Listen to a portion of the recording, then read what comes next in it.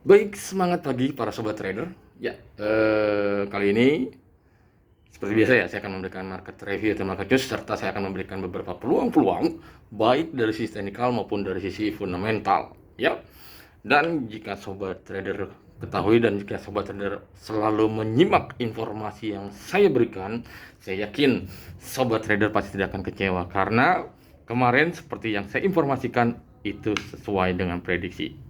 Oke, mantap. Ya untuk hari ini, untuk kondisi dari dolar Amerika, selalu saya soroti awalnya dari kondisi dolar Amerika, di mana dolar Amerika terus mengalami pelemahan atau tekanan ya. Terlebih semalam ada rilis data consumer confidence atau kepercayaan atau keyakinan warga Amerika dengan kondisi ekonomi terutama yang saat ini terjadi. Oke, untuk rilis data consumer confidence semalam itu dirilis sangat buruk, bisa dikatakan seperti itu. Karena apa? Masyarakat menilai bahwa kondisi ekonomi Amerika saat ini cukup mengkhawatirkan ya. Meskipun pekan sebelumnya FOMC atau The Fed sudah memangkas sebesar 50 basis point. Oke. Consumer confidence yang sebelumnya itu dirilis sebelumnya di atas 100-an ya. Namun dirilisnya hanya sebesar 95-an ya. Ini menandakan bahwa keyakinan warga Amerika ini sudah mulai menurun seperti itu. Oke. Pelemahan dolar Amerika juga kita bisa lihat dari indeks dolarnya atau DXY ya. DXY pada kemarin itu masih berada di level 100.90-an. Pagi ini dia merosot cukup lumayan jauh ke level 100.30. Oke. Secara teknikal ya, potensi pelemahan dolar Amerika masih akan berlanjut. Oke, kalau secara teknikal dia akan menjebol level 100.00. Sasarannya menuju ke level 99.70 sampai dengan 99.60 itu indeks dolarnya. Oke. Ya. Sekarang tinggal kita hubungkan terhadap pergerakan market yang pertama terhadap gold atau emas. Tolong dicermati level-level nanti yang akan saya berikan. Untuk di gold, kemarin tertinggi berada di level 2664 ya, all time high barunya, dan low-nya berada di level 2622. Oke. Secara teknikal, potensi pergerakan gold atau emas masih berpeluang melanjutkan kenaikannya. Oke. Sasaran yang akan dituju adalah ke level 2675 dan level 2680. Itu level resistennya. Kalau untuk level supportnya, kalau saya prediksi ya, saya prediksi untuk hari ini pergerakan gold ya, dia tidak akan terlalu jauh, hanya menuju level 2645 sampai dengan 2630 kalau untuk level resistance dan supportnya. Perlu saya ingatkan kembali, potensi pergerakan gold masih akan laju lalu atau melonjak tajam, fly to the moon. Seperti mungkin sobat trader kemarin menyimak saya katakan bahwa harga emas per gramnya berpotensi menjadi 2 juta rupiah per gram.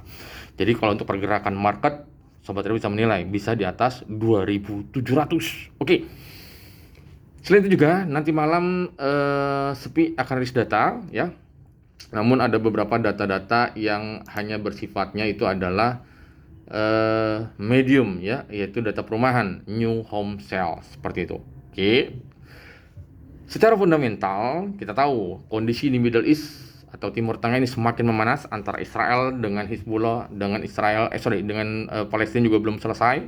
Ditambah lagi asal Rusia dengan Ukraina, dikhawatirkan ini akan menyebabkan peluasan ya daerah atau negara-negara yang akan menjadi perang tersebut yang bisa menyulut terjadinya perang dunia ketiga. Oke. Selain itu juga untuk di gold ya. Kalau sobat trader perhatikan, terjadi opennya gap down kurang lebih sekitar 6 poin ya, karena kemarin ditutupnya berada di level 2663, pagi ini opennya 2657. Namun itu hanya sebagai aksi profit saat, karena yang tadi saya katakan potensi pergerakan gold masih akan melanjutkan kenaikannya. Oke, itu poin di gold. Lalu di minyak. Oke, kalau di minyak juga sama seperti emas ya. Minyak masih berpeluang melanjutkan kenaikannya. Karena apa yang tadi saya katakan? Gejolak militer yang ada di Middle East ini memicu adanya kekhawatiran terganggunya pasokan. Yang pertama, selain itu juga terganggunya apabila Iran sudah mulai menyetop pasokannya karena Iran merupakan support pendukung dari Hizbullah seperti itu, ya. Di satu sisi ya, permintaan di Cina sudah mulai melonjak. Imbas apa? Stimulus, ya. Kita tahu Cina sudah meluncurkan stimulus untuk merangsang pertumbuhan ekonominya, dan pemerintahan Cina sudah meluncurkan stimulus sebesar 40 triliun yuan. Ya, ini mengindikasikan bahwa pemerintahan Cina sudah tidak tinggal diam untuk merangsang pertumbuhan ekonomi tersebut. Itu yang memicu ekspektasi bahwa permintaan akan bahan bakar global di Cina terutama akan melonjak naik, sedangkan pasokannya terbatas. Itu yang menjadi hukum ekonomi, ya. Jika barangnya terbatas, permintaannya lumayan melonjak, maka harga barang tersebut akan naik. Oke. Dan kalau saya prediksi, potensi pergerakan oil akan menuju ke level 7150 sampai dengan level 72. Ya, jika penurunan tidak akan jauh ke level 69 seperti itu. Oke, itu pergerakan oil. Dan nanti malam akan ada rilis data crude oil inventory, ya. Data ini diprediksi akan berkurang. Jika berkurang, maka kenaikan oil akan berlanjut. Oke, sekarang kita coba beralih ke mata uang. Ini menarik, ya. Untuk euro, pound sterling, Aussie serta yen. Aussie, kita tahu beberapa waktu lalu Bank Sentral Australia ini sesuai dengan ekspektasi, yaitu mempertahankan tingkat suku bunga di level 4,35%. Ya. Selain itu juga tadi pagi tepat di jam 8:30 itu ada rilis data inflasi Australia atau CPI. Inflasi Australia dari sebelumnya itu kalau saya tidak salah 3,9%, diprediksi 2,7%, dan aktualnya sama sebesar 2,7%. Hal ini menandakan bahwa pemerintahan Australia melalui Bank Sentral Australia masih berpeluang akan mempertahankan tingkat suku bunga lebih lama. Ditambah lagi yang tadi sudah singgung, China sudah merangsang pertumbuhan ekonomi dengan mengeluarkan stimulus. Ini juga menjadi nilai positif untuk pergerakan dari Aussie, ya. Kalau sobat perhatikan, Aussie saat ini sudah berada di level 0,69. Sebentar lagi yang menuju ke level 70.000, ya. Ini merupakan level tertinggi lebih dari 2 tahun yang lalu atau beberapa tahun yang lalu, ya. Ini nilai positif untuk pergerakan Aussie, ditambah lagi dengan pelemahan dolar Amerika, jadi semakin berpeluang Aussie akan melanjutkan penguatannya. Oke. Lalu kita coba balik ke pergerakan mata uang yang lain, yaitu euro, ya. Kalau sobat trader perhatikan euro juga bergerak menguat dia. Saat ini berada di level 1.11, akan menuju ke level 1.12, ya. Karena kenapa? Yang pertama, Bank Sentral Eropa masih akan mempertahankan suku bunga lebih lama lagi.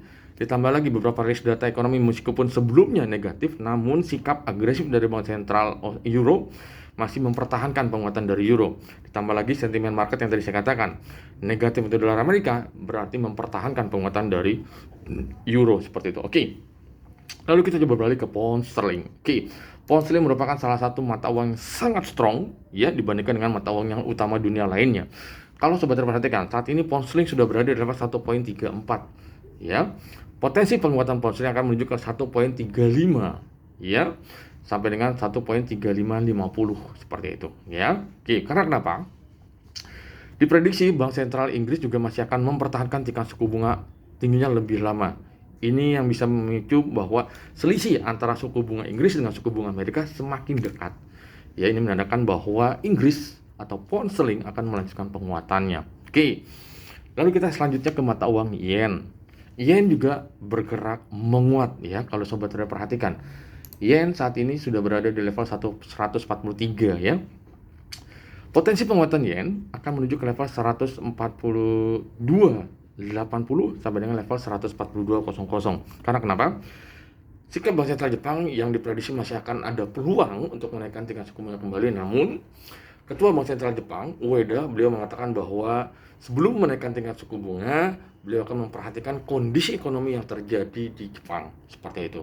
Namun, para pelaku pasar meyakini bahwa Bank Sentral Jepang masih akan ada punya celah kesempatan untuk menaikkan tingkat suku bunga kembali sebelum akhir tahun 2024 ini. Oke, itu untuk mata uang. Selanjutnya kalau indeks saham, ya oke. Indeks saham Amerika kita tahu kemarin, ya, itu ditutupnya cukup positif, namun sangat tipis, ya. Untuk di Wall Street, ya, Dow Jones Industrial Average, S&P 500 dan Nasdaq, ya, ketiganya tutup naik. Untuk Dow Jones Industrial Average ditutup naik sebesar 0,2%, S&P ditutup naik 0,25%, dan Nasdaq ditutup naik 0,56%. Oke. Peluang kenaikan dari indeks saham yang ada di Wall Street masih akan terjadi di hari ini, imbas apa? Pelemahan dari dolar Amerika. Oke. Lalu yang kita coba indeks saham Asia, Nikkei dan Hang Seng. Wah, ini cukup menarik kalau sobat trader yang biasa trading di Hang Seng.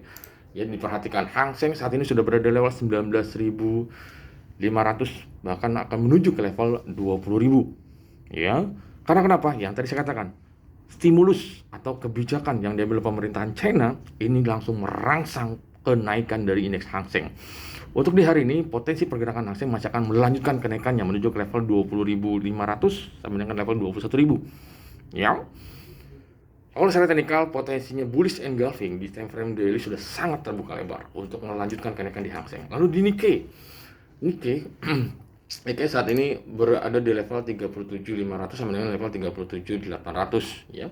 Potensi pergerakan Nikkei ya kalau secara short term masih akan mengalami tekanan imbas penguatan dari mata uangnya. Namun potensi kenaikan masih akan terus ada seperti itu. Oke. Nah, untuk di hari ini memang sepihak analis data fundamental di Amerika ya hanya bersifat yang tadi saya katakan new home misalnya.